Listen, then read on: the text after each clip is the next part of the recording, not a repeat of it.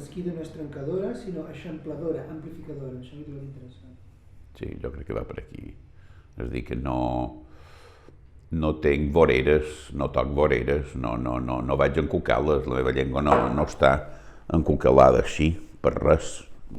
Tenc tot a dalt, a baix, al costat, per de dins, per de fora, vull dir que intent agafar el 360 graus per tots els punts de vista i intentar, sobretot, punts de vista antitòpics, perquè el tòpic sempre te persegueixen, tu ho saps, sempre ens persegueixen el tòpic com si fossin uns virus, els virus del tòpic, de l'estereotip, del lloc comú, te persegueix. I jo intent ficar-me a llocs que ningú no mira, o per un cantó molt microscòpics, angles morts, que ningú els veu, personatges que ocupen un espai que estan allà davall enforinyats, jo els acerc microscòpicament, o també telescòpicament, vaig del microscopi al telescopi, una cosa que agafi després dimensions universals, però sempre molt amb el llibre sempre té aquesta cosa meva que és el microcosmos, no? Sempre hi ha com un microcosmos coral i dins d'aquest microcosmos coral hi ha una vida efervescent, una vida en moviment, un no parar mai. Jo et diré frases que he triat del llibre i tu esplaies, val? Hi ha un moment que dius caldria traduir el caos, aquesta hauria de ser la tasca de l'escriptura. Sí, hi ha una gran feina de construcció. Jo el caos el veig en primera mirada com una destrucció.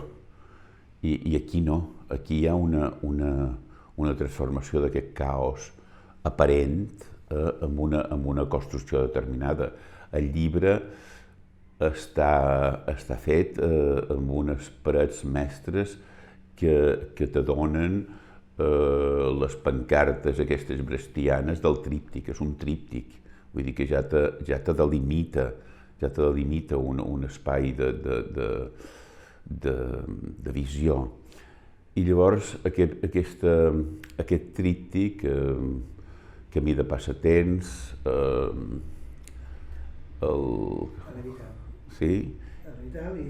i la rialla de l'univers, aquests tres títols jo els veig com unes pancartes d'aquestes brechtianes que fan que el lector trobi un replà i s'aturi, també amb els petits epígrafs que també donen com una determinada il·luminació i ve un poc, diguéssim, l'epifania d'aquesta construcció me ve un poc dels mestres de la pintura dels Països Baixos, especialment els que més conec i els que més he vist de prop i els que més m'ha agradat sempre, que és el Bruegel. I el Bruegel seria per això un poc com el que me dona l'ordenació, aquest desordre d'un jardí de les delícies, on allà hi ha de tot i molt, i a més fet d'una manera volgudament profusa, difusa, confusa, sobrerealista, plena de detalls minúsculs, de vides amagades, això és el que m'atreu. Vull dir que en un espai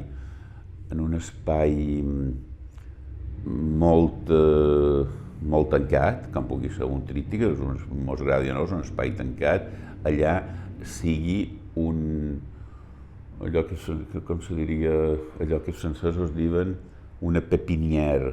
Amb això que deies de Bruegel i la pintura, hi ha una altra frase a la novel·la, als contes, pàgina 32, diu: no puc entendre la pintura sense la presència de la literatura i de vegades com a conseqüència d'aquesta. Sí, hi ha una idea tòpica, un d'aquests tòpics, que seria que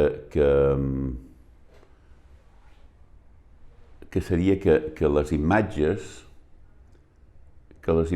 són les que parlen i que l'escriptor fa com un recull d'allò que les imatges li diuen. I jo crec que és al revés, que l'escriptor és el que parla i que és el que l'escriptor de la seva obra és el que inventa les imatges, és el camí contrari, és la literatura que fa la pintura.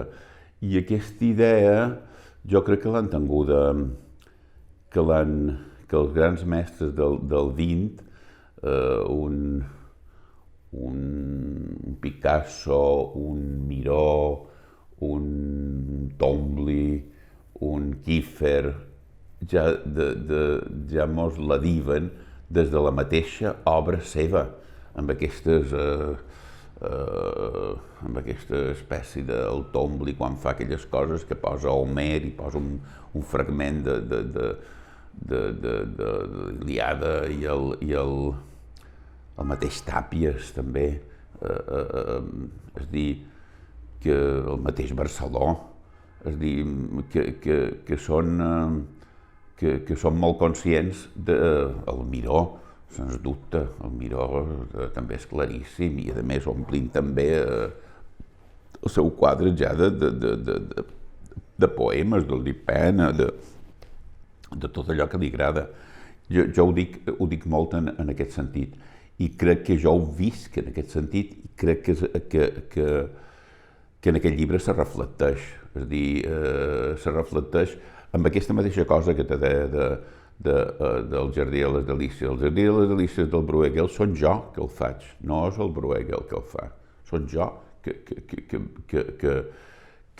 crei aquesta construcció verbal que me fa veure el Jardí de les Delícies. El gran problema de l'analfabetisme actual que va creixent és aquest, que la gent se pensa que ha de mirar una obra i que l'obra li ha de dir unes coses. Si tu no li dius les coses a l'obra no te dirà res.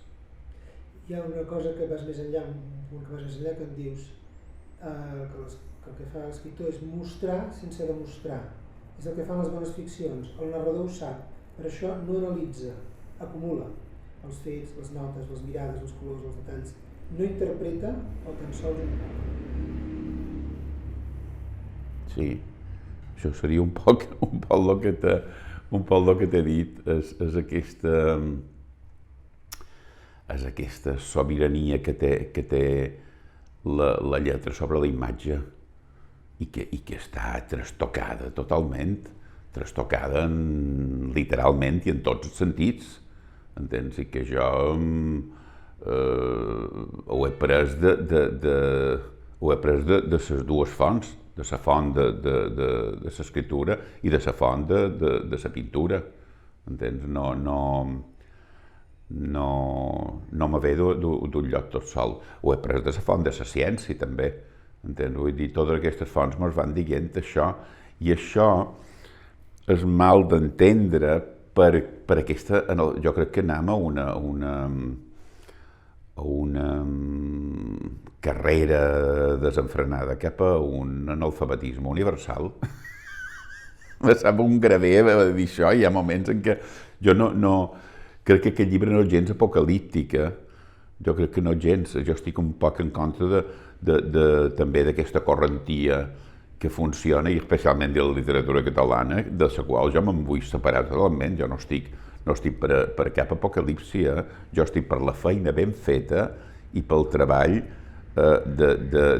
d'aquesta feina ben feta i punt. No me venguin amb hòsties. Sí. De fet, dius una cosa semblant més endavant, en un dels epígrafs de Bayer, que dius: les grans obres són aquelles que saben preservar el no aparent sota l'aparent, l'amagat a l'interior del manifest. Sí, va per aquí, va de que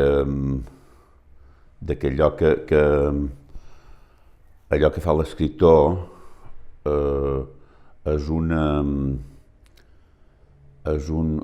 tall profund del llenguatge.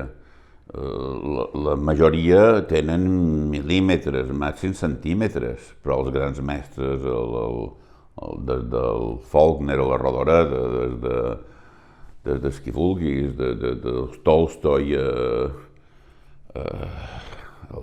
qui vulguis, aquests grans mestres que hi ha el Musil, aquests mestres van a grans profunditats i a grans profunditats per tots els cantons, estratosfèriques i geològiques i sobretot espirituals, entens? Mentre que l'altre té com a la superficialitat que se podria dir que és la comercialitat, la merda.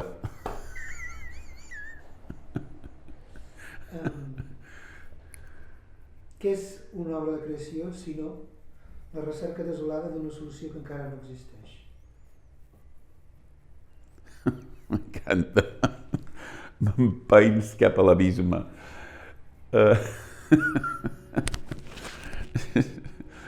Deixa'l així, que així és la rosa.